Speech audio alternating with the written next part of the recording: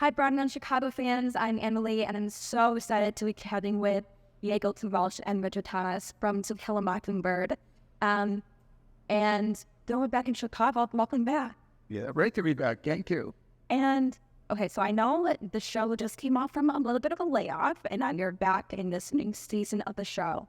I'd love to know why you said yes to continuing with production. Yaegel, first, I know you started with the production on Broadway, and now you're on tour, and you're doing a Mesa tour again. Why do you stay with the production? I think because the story is necessary and relevant, and if it's inspiring so many people to make a different choice in terms of how they handle and view justice, I want to be a part of that movement as long as it continues. Very much the same. I agree with Yaegel. It is if you're going to tour a play around the country right now, this is the story I think you want to be telling, and it's great to be telling this story right now. And also, it's a wonderful company of actors. It's a beautiful production. People all across the country can relate to it. And Atticus, for my personally, Atticus Finch is such a great role to play. I'm just about ready to stop. I'm into doing the country. It's a lot of work, and it's also a lot of fun. And there's an actor. I said, I didn't tell it. Like the twins ball. But I know before the show, you did the Clinical Song, which is a hilarious fun show. Chicago audiences will know we had a sit-down production of it here for a long time. And that's a very different mood. That is To Kill a Mockingbird. Can you tell us a little bit about, making that shift from comedy to drama and something so much more serious and, play such a deep, emotional character? Like all you can play is begin with circumstances, and both require you to be completely honest, whether you're in comedy or drama. With the play that goes wrong, the circumstances are just hyped, and so the stakes are created. So it evokes laughter.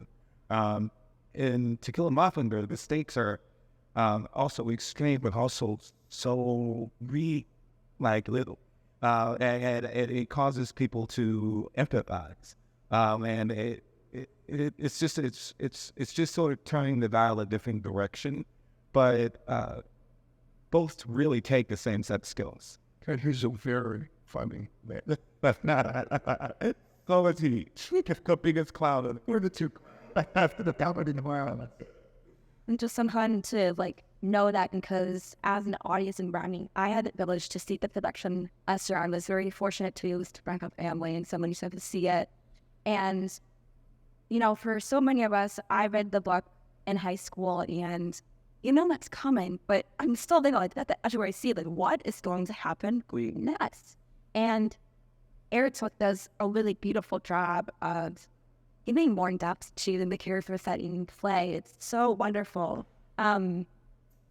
Richard, for you specifically, in an interview you did with another publication about Atticus Finch, you say, he is not a white knight, but a man in crisis, observing what come up for the first time.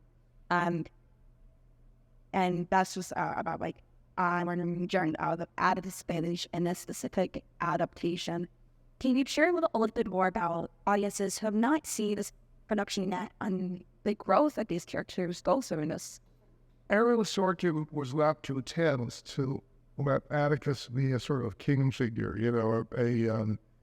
a figure of virtue on a pedestal to be admired. Anyway, he wanted to make Atticus the actual protagonist of the story and give him a journey.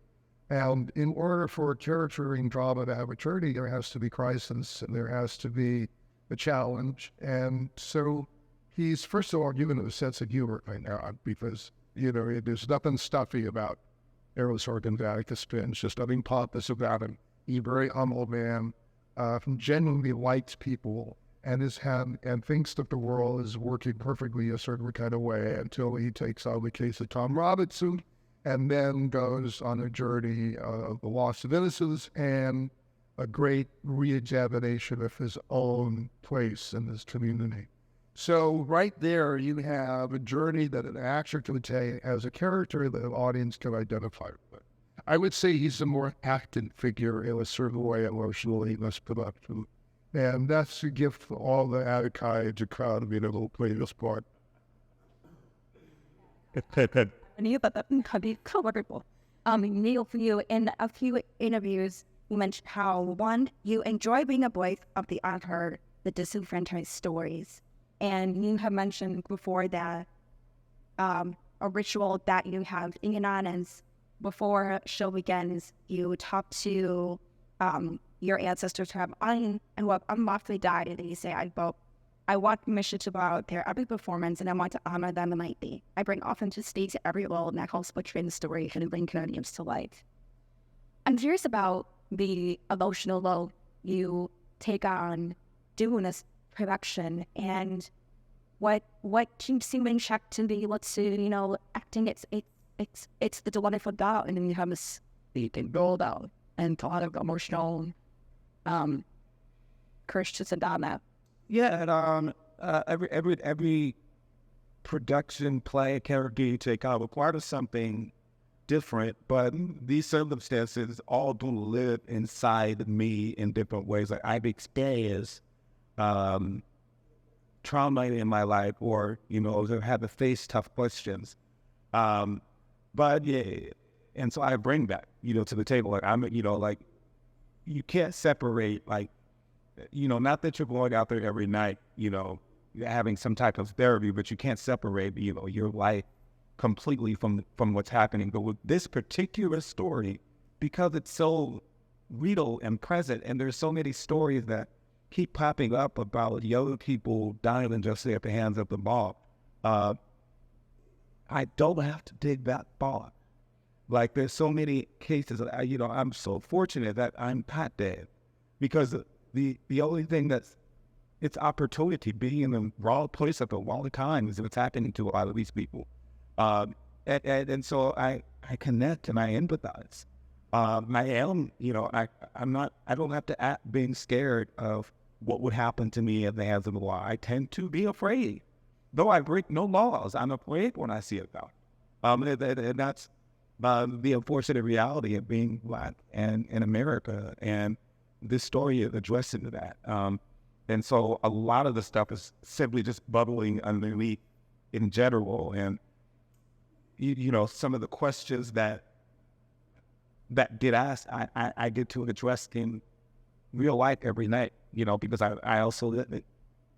And like you're free when it came to crafting Atticus to be your own. I read that you being read To Kill a Mockingbird before you took on this role, and you discovered things that you didn't realize when you read it when you were younger. Can you talk a little bit about that journey?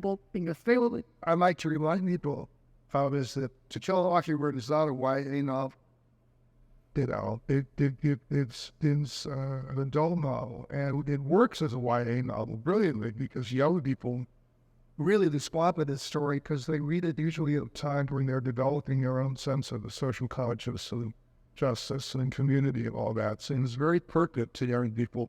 But as you read this novel as a parent, like to reread it as a father, and to look at the story from the point of view of Atticus raising his children, that was a wonderful shift of perspective for me.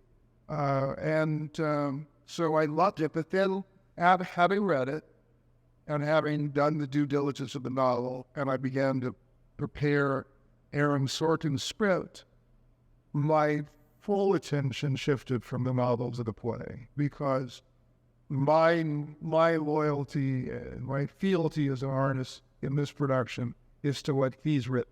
So for me right now, To Kill a Mockingbird is Aaron Sorkin's To Kill a Mockingbird. So when you used to have a lot of scenes where you're playing opposite of each other, and I'm curious about how you got into the groove of playing off with each other now that you've done the show for long. it was very easy. There was immediate. We're both very serious, silly people, but when it comes to the work and storytelling, we're very serious. Yeah. And very focused, and even in terms of I tell comedies that how we prepared. You just We rehearsed, basically. Yeah, we just rehearsed, and there's great trust involved. And the way to play a scene is to play it through your partner. No. And it's how you get off of yourself a little bit and you play through your partner. And when you have a partner who is fully present with every part of themselves, and this is my experience with Yaegel and him, his absolute full presence makes it very easy, made it very easy to just fall into that relationship where we look at each other, we really see each other. Where we talk to each other, we really speak to each other, and we really listen to each other. And this is the essence of playing. All you can bring to a role really is your presence. You can do make up all the stuff in the world you want, but the thing that will make the difference to the audience is your authentic presence as a person. And, when you play with someone who is just fully present all the time, 100%, it's this piece of bait. And there was something too when working with an actor who knows you and like I can, because I have a scene where I am testifying, I'm narrating a story that it is largely expository, and sometimes that can take me places that might go too far, but oftentimes I can look at him and help, sometimes like a conductor, which is actually what's happening on the stage. Exactly, like one here taking the witness to his base is something they rehearsed over and over and over again. And so I'm basically just partnering during that scene and sort of just taking the journey with him and trying to be active rather than just asking questions, But that's between us. It's very intimate scene, actually. It's putting for the house when it's very intimate between the two actors. We don't get to say half of what we're saying to each other out loud. Exactly. But, whether it's a gesture or a look, I'm like, oh, I need to move fast. Oh, okay, relax, calm down. You're going to because he legitimately is trying to get me to help me through it. We had to pursue. We don't have to act that part. No, let's give it a truly. Yeah. Truly is. All right, Richard, we have with us, obviously, that you so many people know you sound the waltz and you were playing John White. And then you talked about how it's not common for doing year during that pause for let's say that John White. Sure.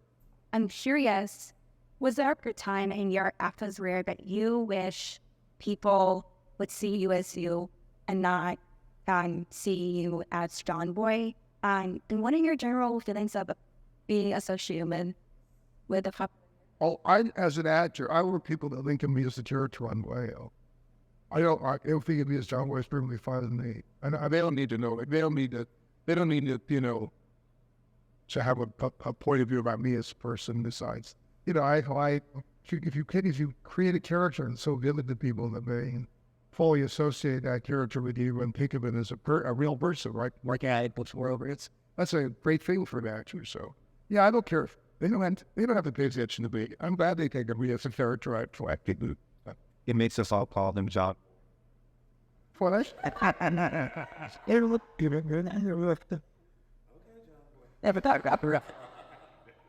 Yeah, bro, I love the connection with that art. I'm always happy with people in there. Well, to round out our time here, a final question for both of you. In being in this role for so long, what are some things that you have recently or grown to learn about the shows, the book, your characters, whatever it may be over the course of your time playing characters? I think I leaned in early on into more of the tragedy that was happening to Cal Robinson, and now I'm leading into more of the heroics. What he's doing is a heroic act, and I really selfless act. Um, yeah, and, but that's just been time. Because in a sense, he sacrifices himself. Even the idea of going to court in 1934 for raping a white woman. I mean, there's something that's very brave about that. Because the system is not working in your favor. So what he's doing is very heroic. It's active. It's actively heroic. Yeah, I mean, Atticus and Tal joined hands and take a leap of faith onto the system, and the system fails miserably. And I think about that. I think about it in every moment. I mean, there are so many things to think about while you're doing this play. And I just went, I don't search for them. I just went, as we all do as actors, don't speak. Things occur to you as you're in the course of a communal close reading of a text over a long period of time, which is what dual play is. People, if it's a good text and if it bears that much scrutiny and that much playing, you will always drop to new levels and things will come to you and things will be revealed. So I never know what the play is going to tell me every month until my design. But it always tells me something and it'll will. Thank you, Bob. I so appreciate you. For all those who before watch Yaegel. To Kill a Mockingbird is here in Chicago until this Sunday only. Truly will not miss these two and the wonderful company here at the CIBC Theater until this Sunday only. Seriously, don't miss it. Get a new ticket at BroadwayChicago.com. All the details there. We have a $25 lottery, $49 rush, and get to pissing. We'll see you at theater. Thanks so much. Thank you.